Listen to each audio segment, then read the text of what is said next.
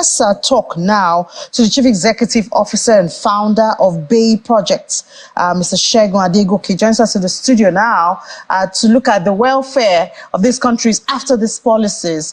Mr. Adegoke, thanks so much for your time and compliments of the season. Thank you very much for having me. Yeah, so we've seen the IMF and the World Bank applaud subsidy removal and, some of those, and even ask that tax be increased, both the tax net and the tax itself. But from your eyes, what have you seen since the removal of this subsidy? In Nigeria, we know that government revenue has increased by about 200%. That's true. Unfortunately, the poor has also increased. Not a balanced picture we see there. Well, we're quite unfortunate that this is happening, but I think we need to just find a way to just pound through. It's not just limited to Africa. It's happening as it's a global threat now. There are a lot of policies being actually, implemented, and we can't say that the government is actually not doing enough yet. Especially, let's narrow it down to Nigeria. I think there are a lot of, relief the government is actually trying to put together to actually make the life easy for people. But by the time we take it to real estate, I think it actually has also further reduced the affordability ratio. Because if people are still struggling to eat 3 square meals a day, I think it's quite going to be very difficult one to start looking at, real estate purchase or investment.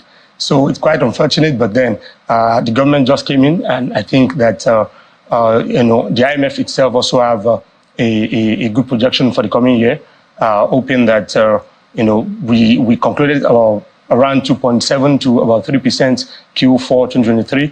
And we're looking forward to, according to IMF, that things can actually get better. The GDP can actually get better by up to about 3.3% looking in 2024. So let's be optimistic. And also, let's see how best this can actually, take us. So if you want to compare the real estate activities in the real estate sector in 2023 and that of 2022, is it better? Well, it is what it is actually. So, but 2023 was a bit difficult because of the government change of hands, obviously. And like you also said, because of the new policies we have. But one thing for sure is that, statistics already shows that most people that buy into real estate in Nigeria basically are looking into housing is actually much of the diaspora people. So, they're having issues with confidence in the real estate sector right now. But like I said, with the new policies, it's quite expected. But we're looking at a very better one in 2024. 2022, 2023. When you say better, what do you see? More people, more diasporas buying houses, more of the residents? Okay, so if you look at the real estate sector now, the millennials are actually, people born in 81 to 96 now, are also ripe for real estate investment now. If you look at that, that's a chunk, a lot of people in that age gap. So with those people now trying to, they've gone beyond going to school, then trying to struggle with employment. So most of them are really looking into, the report in 2023 shows that, a higher percentage of people that bought into real estate are actually millennials. So that means that we're having optimism towards 2024. That's number one. Secondly, also, the government, like I said, just came in. We're hoping that in the coming year, they're already more stable than what it is now.